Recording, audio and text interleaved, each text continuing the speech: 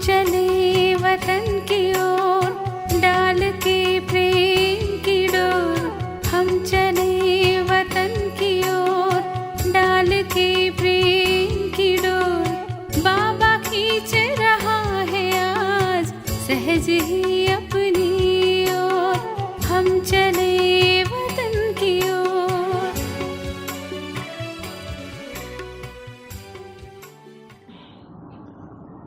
தனிப்பட்ட சந்திப்பு 1.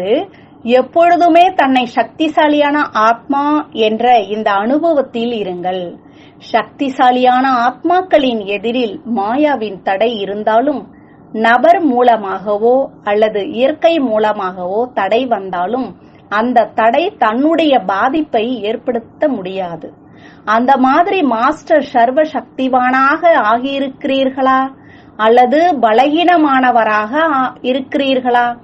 ஒருவேளை ஒரு சக்தியின் குறை இருக்கிறது என்றாலும் தோல்வி ஏற்பட முடியும். அதாவது ஒரு சக்தியில ஏதாவது குறை இருக்கு அப்படின்னா தோல்வி ஏற்படும்ன்றார் பாபா. தேவையான நேரத்தில் சிறிய ஆயுதம் கூட ஒருவேளை ஒருவரிடம் இல்லை என்றாலும் பெரிய நஷ்டம் ஏற்பட்டுவிடும். ஒரு சக்தியின் குறை இருந்தாலும் அந்த நேரத்தில் ஏமாற்றம் அடைய முடியும். எனவே வெறும் சக்திவான் இல்லை, ஆனால் மாஸ்டர் சர்வ சக்திவான் ஆவேன் என்ற இந்த பாடத்தை எப்பொழுதும் நினைவில் வைத்துக் கொள்ளுங்கள். எப்பொழுதும் குஷியான நிலையில் இருங்கள். மேலும் மற்றவர்களையும் குஷியானவர்களாக ஆக்குங்கள். ஒருபொழுதும் வாடி போக செய்யக்கூடாது. உடலும் குஷி, மனமும் குஷி மற்றும் செல்வத்தையும் குஷியோடு சம்பாதிப்பவர் மற்றும் குஷியோடு காரியத்தில் ஈடுபடுத்துவர். எங்கு குஷி இருக்கிறதோ அங்கு 100 ரூபாய் கூட 1000ற்கு சமமானதாக ஆகிவிடுகிறது. குஷியான நிலைமை வந்துவிடுகிறது. மேலும் எங்கு குஷி இல்லையோ அங்கு 1 லட்சம் கூட 1 ரூபாய்க்குத்தான் சமம். அப்படி உடல் மனம் பொருளால் குஷியானவர்களாக இருக்கக்கூடியவர்கள் நீங்கள். சாதாரண உணவு கூட 36 வகையான உணவாக அனுபவமாகட்டும்.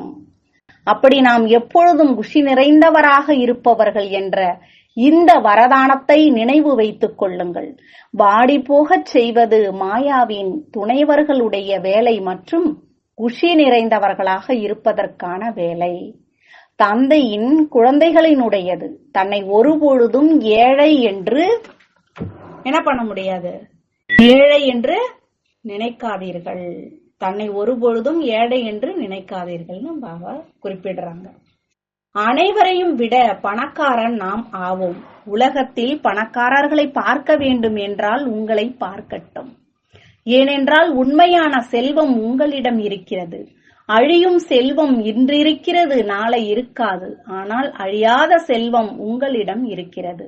அப்படி அனைவரையும் விட பணக்காரர் நீங்கள் ஆவீர்கள். பழைய சாதத்தை அருந்தினாலும் கூட பணக்காரர் நீங்கள். ஏனென்றால் குஷி என்ற சத்துணவு பழைய சாதத்திலும் நிரம்பி இருக்கிறது. அதன் எதிரில் வேறு எந்த சத்து உணவும் இல்லை. மிக நல்ல சத்துணவு அருந்தக்கூடிய சுகத்தின் சாதத்தை அருந்தக்கூடியவர்கள் நீங்கள் ஆவீர்கள். எனவே எப்பொழுதும் குஷியாக இருப்பவர்கள் நீங்கள். ஒருவேளை பணக்காரனாக இருந்தேன் என்றால் இதை செய்வேன் என்று ஒரு பொழுதும் அப்படி நினைக்காதீர்கள். பணக்காரனாக இருந்தீர்கள் என்றால் வரவே மாட்டீர்கள். வஞ்சிக்கப்பட்டு தங்கி விடுவீர்கள். எனவே உங்களுடைய குஷியான நிலையை பார்த்து மற்றவர்களும் குஷியாகி விடும் மாதிரி குஷியானவர்களாக இருங்கள். நல்லது. 2வது பாயிண்ட், அனைவரும் திருஷ்டி மூலமாக சக்திகளின் பிராப்தியின் அனுபவம் செய்வதற்கான அனுபவிகளாக இருக்கிறீர்கள் இல்லையா? எப்படி வாய்மொழி மூலமாக சக்தியின் பிராப்தியின் அனுபவத்தை செய்கிறீர்கள்? முரளி கேட்கிறீர்கள் என்றால் சக்தி கிடைத்திருக்கிறது என்று நினைக்கிறீர்கள் இல்லையா? அந்த மாதிரி பார்வை மூலமாக சக்திகளின் பிராப்தியின் அனுபவிகளாக ஆவதற்கான பயிற்சி உள்ளவராக ஆகியிருக்கிறீர்களா, அல்லது வாய்மொழி மூலமாக தான் அனுபவமாகிறதா? திருஷ்டி மூலமாக குறைவாக இருக்கிறது. திருஷ்டி மூலமாக சக்தியை எடுத்துக்கொள்ள முடியுமா? ஏனென்றால் எடுத்துக்கொள்வதின் அனுபவியாக இருந்தீர்கள் என்றால் மற்றவர்களுக்கும் தன்னுடைய தெய்வீக திருஷ்டி மூலமாக அனுபவம் செய்விக்க முடியும். மேலும் வரும் நாட்களில் வாய்மொழி மூலமாக அனைவருக்கும் அறிமுகம் கொடுக்கும் நேரமும் இருக்காது, மேலும் சூழ்நிலையும் இருக்காது என்றால் என்ன செய்வீர்கள்? வரம் அளிக்கும் திருஷ்டி மூலமாக மகாதானி திருஷ்டி மூலமாக மகாதானம் கொடுப்பீர்கள், வரதானம் கொடுப்பீர்கள்.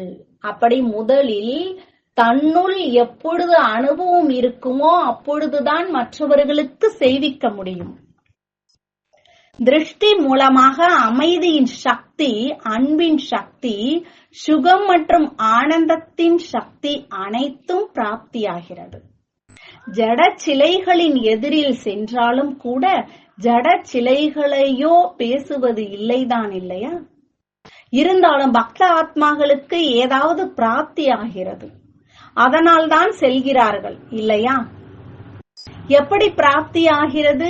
அவர்களின் தெய்வீக நிலையின் எண்ண அதிர்வலைகள் வைப்ரேஷன் மூலமாக மற்றும் தெய்வீக கண்களின் திருஷ்டியை பார்த்து வைப்ரேஷனை பார்க்கிறார்கள், அதாவது பெறுகிறார்கள், எடுக்கிறார்கள். எந்த ஒரு தேவதை அல்லது தேவியின் மூர்த்தியின் விசேஷமான கவனமாக கண்களின் பக்கம் பார்ப்பார்கள். ஒவ்வொருவரின் கவனம் முகத்தின் பக்கம் செல்லும், ஏனென்றால் வெற்றி மூலமாக வைப்ரேஷன் கிடைக்கிறது. கண்கள் மூலமாக தெய்வீக தன்மையின் அனுபவம் ஏற்படுகிறது. அது சைதன்ய மூர்த்திகளாகிய உங்களுடைய ஜட சிலைகளாகும். நீங்கள் அனைவரும் சைதன்யத்தில் இந்த சேவை செய்திருக்கிறீர்கள். அப்பொழுதுதான் ஜட சிலைகளும் உருவாகி இருக்கின்றன. அப்படி திருஷ்டி மூலமாக சக்தியை பெறுவது மற்றும் திருஷ்டி மூலமாக சக்தி கொடுப்பது என்ற இந்த பயிற்சி செய்யுங்கள்.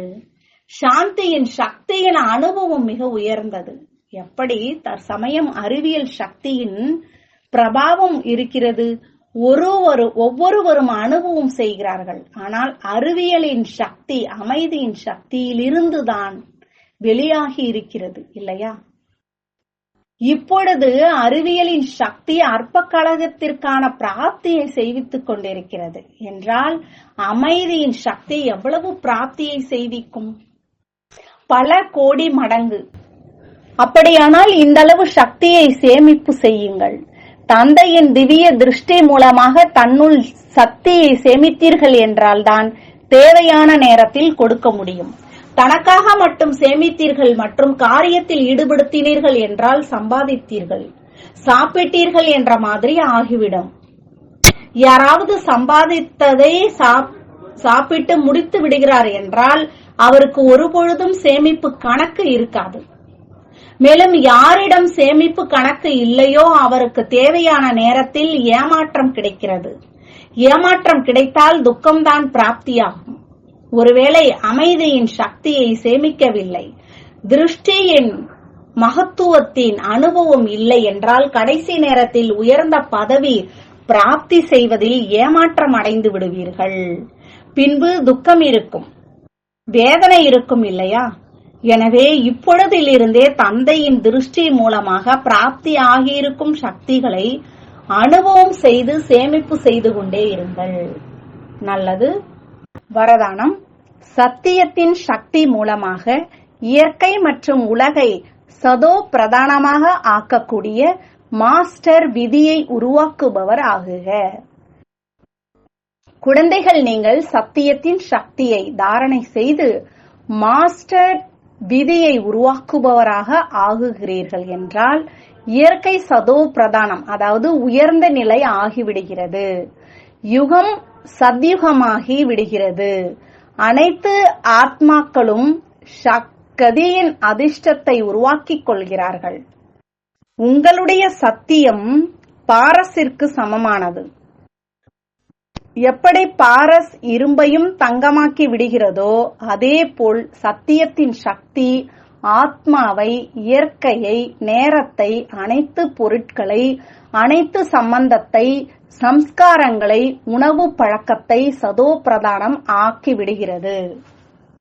ஸ்லோகன்: யாரை இயற்கையின் குழப்பம் கூட இருப்பது இல்லையோ அவர்தான் யோகி ஆத்மா ஆவார். ओम शांति। तुम बच्चों को तो सर्विस करनी है, जो बाबा कहते हैं सबको ये बताओ कि देखो तुम्हारा एम एंड ऑब्जेक्ट ये है, एक गीता है बढ़िया, ये राजयोग है ना बच्चे। कैसे है राजयोग? बिल्कुल सहज है कि बाप को याद करो तो ये वैसा मिलेगा तुमको। ओम शांति।